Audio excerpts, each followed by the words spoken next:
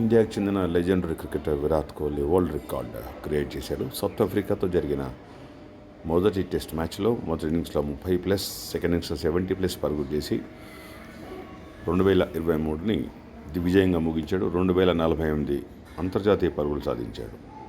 అయితే రికార్డ్ దాని గురించి కాదు, ఇది 7వసారి చేశాడు విరాట్ కోహ్లీ. ఇంతకుముందర ఏ క్రికెటర్ కూడా ఇన్నిసార్లు ఒక సంవత్సరంలో 2000 పరుగులు చేసిన దాఖలాలు లేవు. దాంతో విరాట్ కోహ్లీ దిగ్గజ హోదా వచ్చింది. దాన్ని కొనసాగిస్తూ మరి రెండో టెస్ట్ మ్యాచ్ కూడా 2 రోజుల్లో స్టార్ట్ కాబోతోంది. ఈ ఫామ్ తను కొనసాగించాలని మొత్తం ఇండియా అంతా కూడా ఎక్స్పెక్ట్ చేస్తోంది.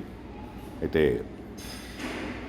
తను ఆడిన విధానం కానీ, అటాక్ చేసిన విధానం కానీ చాలా బాగుంది. కౌంటర్ అటాక్ చేశాడు సెకండ్ ఇన్నింగ్స్లో.